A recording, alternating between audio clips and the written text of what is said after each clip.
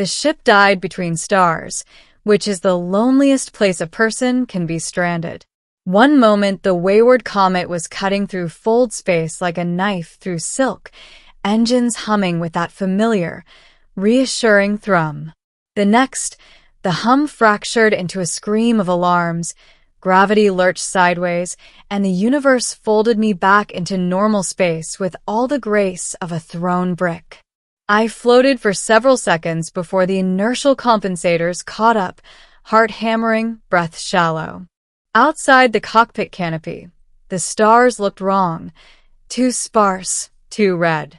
A drifting halo of debris told me I wasn't the first to misjudge this region.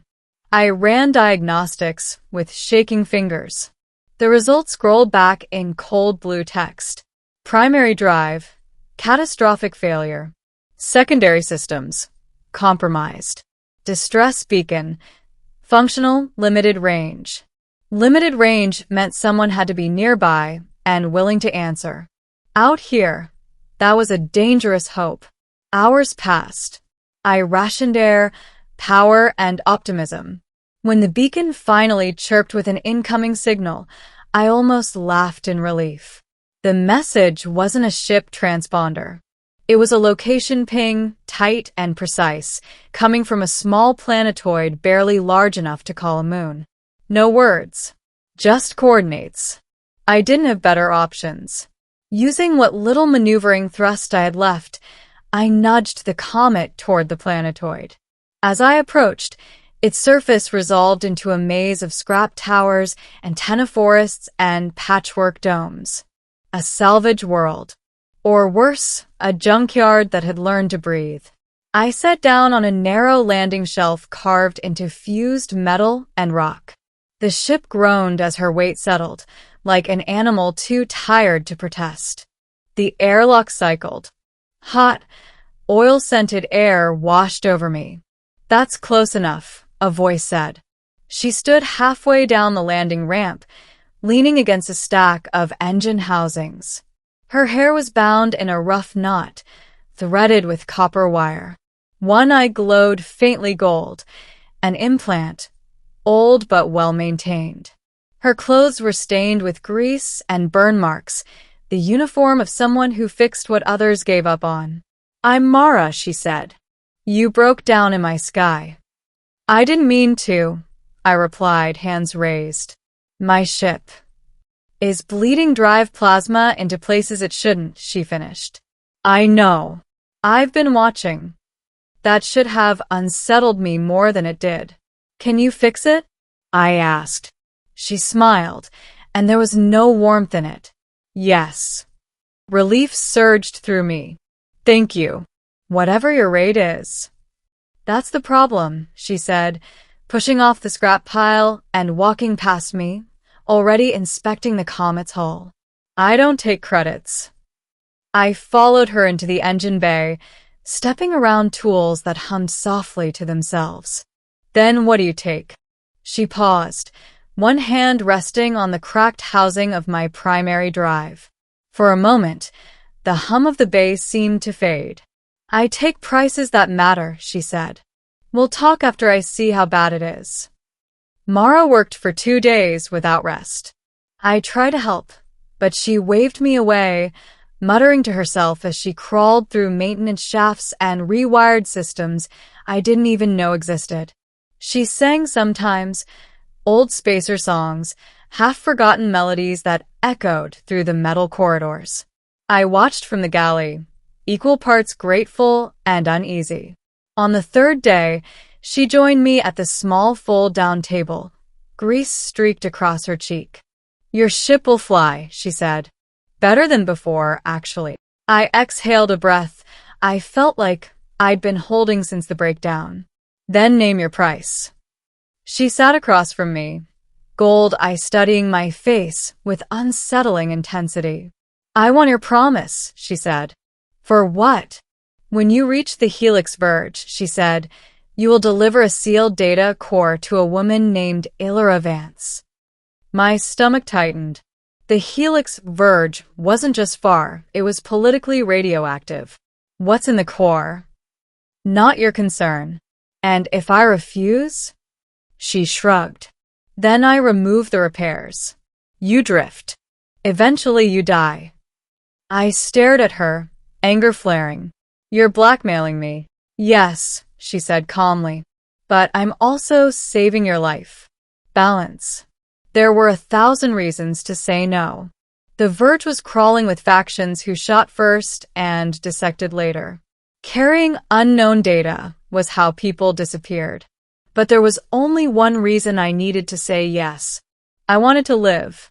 I'll do it, I said.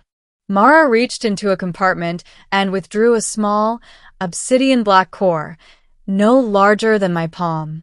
She placed it on the table between us. One more thing, she said. The price changed. I felt cold. Changed how? She tapped her temple. I need a memory. A real one. Something that shaped you. That's not how this works, I said. Memories aren't currency. They are to me. I stood abruptly. Find someone else. She didn't move. You can't leave without me finishing the calibration. And you won't make it far without the upgrade I installed. Your old drive patterns were killing the ship. I fixed that too. I realized then how thoroughly she had me trapped. What memory? I asked quietly. Your name, she said. The one you had before you started running. The room went very still. I hadn't used my real name in 12 years. It was buried under forged registries and debt accounts, under a life I no longer recognized. If I give it to you, I said, I lose it. Yes. And you'll remember it. Yes. Why? She met my gaze. Because some truths shouldn't vanish. The procedure was quick and invasive. A crown of neural filaments settled over my skull, cool and precise. Images flickered behind my eyes, childhood corridors, a voice calling my name, a promise I failed to keep. Then it was gone. I gasped, clutching the table. What did you take? She removed the crown gently. Only what you agreed to give. I tried to say my name. Nothing came. Mara sealed the data core into a hidden compartment aboard the Comet and finished the last of the repairs. When I lifted off, the ship responded like a dream, smooth, powerful, reborn. She stood on the landing shelf as I departed, one hand raised in farewell. I didn't look back. The journey to the Helix Verge was uneventful, which made it worse. I had too much time to think about the hollow space in my mind where something important used to be. Illyra Vance turned out to be exactly where Mara said she'd be, waiting. The moment I handed over the data core, alarms went off across the station. Armed drones descended from the ceiling. Illyra smiled, sad and knowing.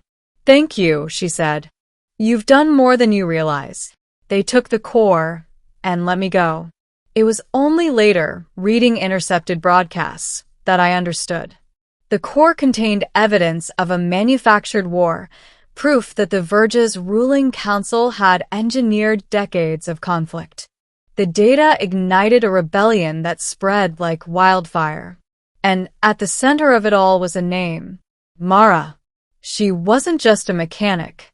She was a historian, a thief of lost truths. She collected memories the way others collected weapons, stitching them together into stories powerful enough to change the future. Weeks later, as the galaxy shifted around me, a message appeared on my console. Your debt is paid. Your ship is yours. Your name is safe with me. I sat alone in the cockpit, stars sliding past, and felt the strange peace of someone who had lost something precious and gained something greater. I didn't know who I had been, but I knew who I was now. A pilot with a second chance, flying a ship that carried more than cargo, carried consequences. Somewhere out there, a woman with a gold eye was fixing another broken vessel, changing another life for a price that mattered. And the universe, for once, was better for it.